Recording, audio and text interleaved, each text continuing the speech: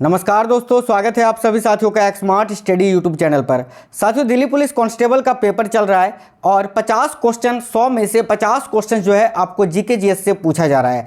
आज इस वीडियो में टॉप 50 जीके जीएस के क्वेश्चन हम लोग करेंगे, वो क्वेश्चन जो आपको आपके पेपर में देखने को मिलेंगे। बिल्कुल सारा ही क्वेश्चन मैंने एक्सपेक्टेड, सिलेक्टेड और इम्पोर्टेंट लिया है अब तक हुए परीक्षा के आधार पर।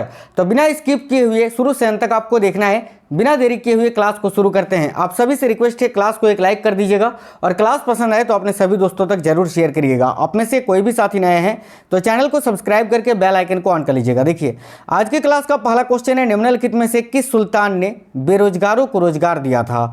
तो साथियों, दिल्ली सल्तनत का ये क्वेश्चन है और क्वेश्चन में पूछा गया है कि इनमें से वो कौन से सुल्तान हैं जिन्होंने बेरोजगारों को रोजगार दिया था। तो देखिए, यहाँ करेक्ट आंसर हो जाएगा option number C, Firoz Shah Tughlaq ने।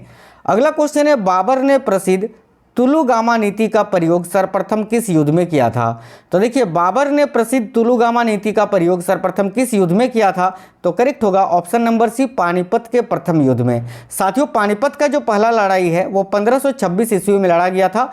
इस युद्ध में बाबर ने इब्राहिम लोधी को हरा दिया था। आगे देखिए, उत्तरांचल में अशोक का एक शिलालेख कहाँ पर स्थित है। उत्तरांचल यानी उत्तराखंड। तो देखिए, उत्तराखंड में अशोक का एक शिलालेख कहाँ पर स्थित है, याद रखिएगा साथियों, कालसी में। ऑप्शन नंबर बी करेक्ट होगा। अगला, मुमताज महल का असली नाम क्या था।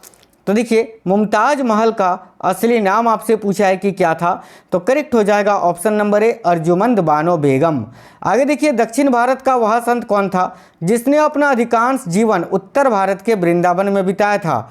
तो देखिएगा साथियों, दक्षिण भारत का वह संत कौन था जिसने अपना अधिकांश जीवन उत्तर भारत के वृंदावन में बिताया था। करेक्ट हो जाएगा निम्बार्क आचार्य, ऑप्शन नंबर बी। आगे देखिए, तैमूरलंग के आक्रमण के बाद गंगा की घाटी में स्थापित होने वाला राज्य कौन सा था। अब देखिए, तैमूरलंग ने कब आक्रमण किया था, तो 1398 ईस्वी में। और इसके बाद गंगा की घाटी में स्थापित होने वाला राज्य कौन सा था, तो याद रखिएगा जौनपुर। करेक्ट आएगा ऑप्शन नंबर ए। अगला, ब्रिटिश नागरिकों को सर्वप्रथम किस वर्ष भारत में भूमि खरीदने एवं बसने की अनुमति मिली थी। तो याद रखिएगा 1833 ईस्वी में। ऑप्शन नंबर बी करेक्ट हो जाएगा। नेक्स्ट क्वेश्चन है, अशोक के शिलालेखों को पढ़ने वाला प्रथम अंग्रेज कौन था। तो देखिए, अशोक के शिलालेखों को सबसे पहले किस अंग्रेज ने पढ़ा था। तो राइट आंसर हो जाएगा साथियों, जेम्स प्रिंसेप ने 1837 में। याद रखिएगा। आगे अगला क्वेश्चन है, कालिदास द्वारा रचित मालविका अग्निमित्र नाटक का नायक कौन था। तो देखिए, कालिदास के द्वारा रचा गया ये नाटक पात्र है साथियों मालविका अग्निमित्र, और इसके नायक कौन थे, तो याद रखिएगा अग्निमित्र। करेक्ट आएगा ऑप्शन नंबर सी। प्रसिद्ध संगीतज्ञ तानसेन का मकबरा कहाँ स्थित है। तो देखिए, प्रसिद्ध संगीतज्ञ तानसेन का मकबरा के बारे में पूछा है कि कहाँ स्थित है, तो ग्वालियर मध्य प्रदेश में। Option number B. गुप्त काल के सर्वाधिक लोकप्रिय देवता कौन थे। देखिएगा, गुप्त काल के सर्वाधिक लोकप्रिय देवता कौन थे, तो विष्णु जी। करेक्ट हो जाएगा ऑप्शन नंबर बी।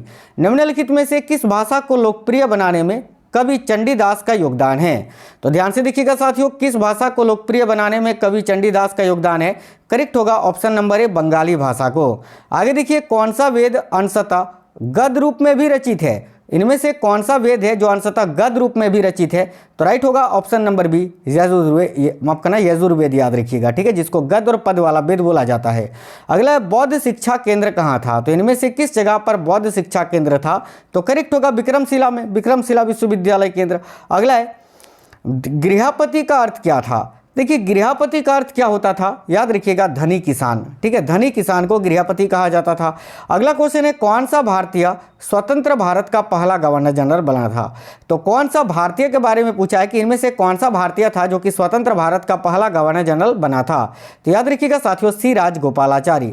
शाहजहां का मूल नाम क्या था, ये आपसे पूछ रहा है क्वेश्चन में। तो देखिए, शाहजहां का मूल नाम था Khurram. Option number A. Mahatma Gandhi दक्षिण अफ्रीका से भारत किस वर्ष लौटे थे। तो देखिएगा, राइट आंसर होगा 1915 में। 1893 में ये साउथ अफ्रीका गए थे और 1915 में वापस आए थे। भारतीय संगीत का आदि ग्रंथ किसे कहा जाता है। तो साथियों देखिए, भारतीय संगीत का आदि ग्रंथ सामवेद को कहा जाता है। Option number D, Samaveda. अगला है, कुछ विद्वानों के अनुसार कवि कालिदास किसके राजकवि थे। तो देखिए, कुछ विद्वानों के अनुसार कवि कालिदास किसके राजकवि थे, तो चंद्रगुप्त द्वितीय के यानी विक्रमादित्य के। अगला है, पापनाथ का मंदिर पतड़कल का निर्माण किस वंश के शासक ने किया था। तो यहाँ आपका करेक्ट हो जाता वातापी के चालुक्य ने। अगला है, किसने विवेकानंद को आधुनिक राष्ट्रीय आंदोलन के आध्यात्मिक पिता की संज्ञा दी थी? तो साथियों देखिए, किसने स्वामी विवेकानंद को आधुनिक राष्ट्रीय आंदोलन के आध्यात्मिक पिता की संज्ञा दी थी? तो सुभाष चंद्र बोस ने। ऑप्शन नंबर ए। निम्नलिखित में से किसे शेख उल हिंद की पदवी प्रदान की गई थी? तो देखिएगा, शेख उल हिंद की पदवी किसे प्रदान की गई थी? तो शेख सलीम चिश्ती को। अगला है 1899 से 1900 के मुंडा क्रांति का नेता कौन था? तो देखिएगा, मुंडा क्रांति का नेता था बिरसा मुंडा साथियों। ऑप्शन नंबर सी करेक्ट हो जाएगा।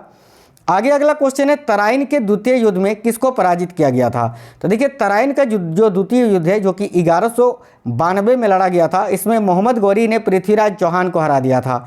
तो ऑप्शन नंबर डी करेक्ट हो जाएगा। ठीक है, अगला क्वेश्चन है, निम्नलिखित में से किसने स्वदेशी आंदोलन का नेतृत्व दिल्ली में किया था? तो देखिए, स्वदेशी आंदोलन का नेतृत्व दिल्ली में किसने किया था? तो याद रखना, सैयद हैदर रजा ने। आगे देखिए, ब्रिटिश ईस्ट इंडिया कंपनी का प्रथम गवर्नर कौन था? तो साथियों, ब्रिटिश ईस्ट इंडिया कंपनी का प्रथम गवर्नर कौन था? याद रखिएगा, थॉमस स्मिथ। करेक्ट आएगा ऑप्शन नंबर ए। अगला है, बहमनी साम्राज्य को किसने चरमोत्कर्ष पर पहुंचाया था? तो देखिएगा, बहमनी साम्राज्य को चरमोत्कर्ष पर किसने पहुंचाया था? तो महमूद गावा ने। करेक्ट आएगा ऑप्शन नंबर सी। अगला क्वेश्चन है, घंटी यंत्र या तुला यंत्र का प्रयोग होता था किसके लिए? तो देखिएगा, घंटी यंत्र या तुला यंत्र का प्रयोग किस लिए होता था? याद रखना, खेत की सिंचाई के लिए। Option number B. उपनिषद काल के राजा अश्वपति ये कहाँ के शासक थे? तो साथियों देखिए, उपनिषद काल के जो राजा थे अश्वपति, ये कैकेयी के राजा थे। तो कैकेयी करेक्ट हो जाएगा ऑप्शन नंबर बी। किस मराठा सरदार ने सेना का गठन यूरोपीय ढंग से किया? तो याद रखिएगा, बहुत ही प्यारा क्वेश्चन है। किस मराठा सरदार ने सेना का गठन यूरोपीय ढंग से किया था? तो महादाजी सिंधिया ने साथियों। राइट आएगा ऑप्शन नंबर ए।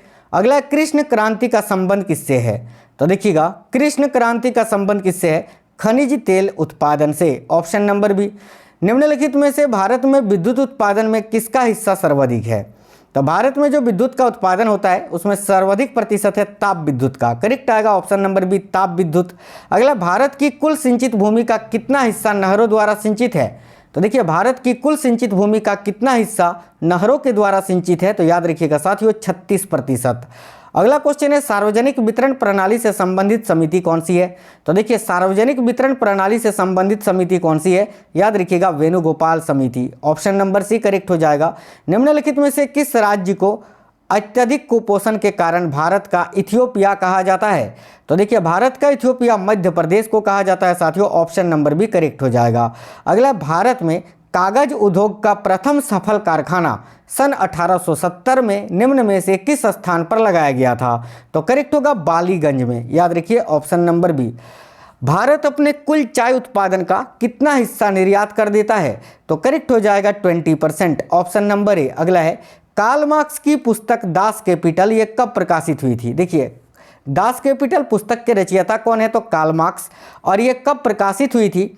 तो साथियों याद रखना, 1867 में। ऑप्शन नंबर सी करेक्ट हो जाएगा।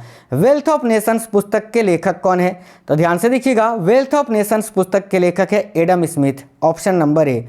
अगला है, पेट्रो रसायन के उत्पादन का सबसे बड़ा केंद्र कहाँ पर स्थित है? तो देखिएगा, पेट्रो रसायन के उत्पादन का सबसे बड़ा जो केंद्र है वो साथियों गुजरात के जामनगर में स्थित है। तो राइट हो जाएगा ऑप्शन नंबर ए। नेक्स्ट है, नवरत्न स्टेट्स संबंधित है किससे? तो देखिए, नवरत्न स्टेट्स जो हैं ये किससे संबंधित है? तो सार्वजनिक कंपनियों से। ऑप्शन नंबर सी करेक्ट होगा। 1939 में गठित राष्ट्रीय आय समिति के अध्यक्ष कौन थे? तो साथियों 1949 में गठित राष्ट्रीय आय समिति के अध्यक्ष कौन थे? तो याद रखिए, PC Mahalanobis. Option number B. Shivaji सर्वाधिक प्रभावित थे किससे? तो देखिएगा, शिवाजी सर्वाधिक किससे प्रभावित थे? तो करेक्ट हो जाएगा ऑप्शन नंबर सी, जीजाबाई से। आगे देखिएगा, भारतीय संविधान के किस अनुच्छेद में भारतीय नागरिकों के मूल कर्तव्य शामिल हैं? तो करेक्ट हो जाएगा ऑप्शन नंबर सी, अनुच्छेद 51 का ए में या क में। याद रखना, प्राचीन भारत में निम्न में से कौन सा विद्या अध्ययन का केंद्र नहीं था? तो साथियों देखिएगा, प्राचीन भारत में निम्न में से कौन सा विद्या अध्ययन का केंद्र नहीं था? देखिए, तक्षशिला भी था, विक्रमशिला भी था, नालंदा भी था, कौशाम्बी नहीं था। तो ऑप्शन नंबर डी करेक्ट होगा। राष्ट्रपति सर्वोच्च न्यायालय से संविधान के किस अनुच्छेद के अंतर्गत परामर्श ले सकता है? तो यहाँ करेक्ट हो जाएगा अनुच्छेद 143 के अंतर्गत। Option number D. शिवाजी का राज्याभिषेक कहाँ हुआ था? देखिएगा, तो बहुत ही अच्छा क्वेश्चन है, आपको याद रखना है साथियों। शिवाजी का राज्याभिषेक रायगढ़ में हुआ था। ऑप्शन नंबर ए, रायगढ़। अगला, बक्सर का युद्ध जो कि 1764 में हुआ था, इस समय अंग्रेजी सेना का नेतृत्व किसने किया था या करने वाला कौन था? तो करेक्ट आएगा Hector Munro, option number C. अगला क्वेश्चन है, भारत में दार्शनिक मुद्रा प्रणाली कब शुरू की गई थी? तो देखिएगा, भारत में दार्शनिक मुद्रा प्रणाली की शुरुआत कब हुई थी? तो वर्ष 1957 ईस्वी में, ऑप्शन नंबर सी यहाँ आपका करेक्ट आंसर हो जाएगा। तो बहुत ही अच्छे क्वेश्चंस थे ये। आपको क्लास कैसा लगा है कमेंट बॉक्स में बताइएगा। वीडियो को एक लाइक कर देना, क्योंकि साथियों आपका समय भी बचाए हैं, बिल्कुल सुपर फास्ट आपको क्लास करवाए हैं, ताकि कम समय में जो है आप लोग ज़्यादा क्वेश्चन पढ़ सको।